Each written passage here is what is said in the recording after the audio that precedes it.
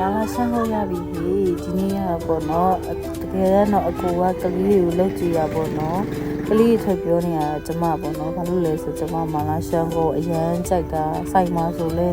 တပွဲတယောက်ထက်စားနိုင်နေအမကလေးတွေလည်းအကုန်လုံးစားရပေါ့နော်ကျမကလည်း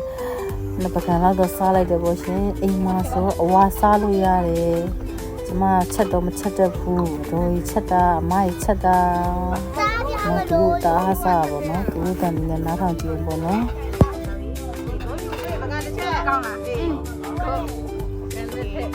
ဒီဘာလို့တစ်ချက်တော့ကြိုက်ဘူးလားမဲအောင်မဲအောင်ပါအာမဲရမဲသာမန်စားတာလားစားတယ်ထည့်ပြီးစားတယ်မမိုးတိုင်းချုပ်ဖတ်တော့ဖတ်တတ်ပါကိုယ်ဖတ်တယ်ပြီးမယ်နော်ရောညမမောက်ပြောက်ဆိုတာငါအပြက်မယ်ဒီလားနဲ့ထည့်ပြီးအာမပြည့်နိုင်ဘူးဒီတော့ငါလည်းလုပ်ပြန်ပြီဒီဘက်လားတပီးလားထည့်ပြီးအဲ့လိုပဲကျမတို့အိမ်ကမိသားစုတော့ပေါ့နော်အများကြီးရွာတေးလို့ရတယ်တိလားအများကြီးဒါတောင်မှလေကလေးတွေလူမစုံသေးဘူးပေါ့နော်ကိုမေးရသူ့မျိုးကြီးသွားတယ်မေးရပါတာပါ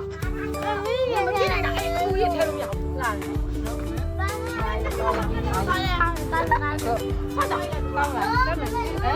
ရှယ်ပဲတစ်ချက်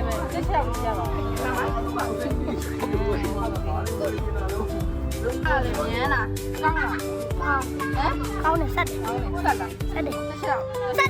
ဆက်တယ်တရားဆက်တရားဆက်ဘယ်လိုလဲဆက်တော့ပဲကောင်းတယ်ဆက်ပြည့်လေးပြအောင်မလားဆက်လို့ပြအောင်မုံပူလို့အဲ့ဒါကောင်းလားကောင်းလားမလားတော့ပြန်တာမပန်းဆက်တယ်ပြဆက်တယ်တရားစပါရဲ့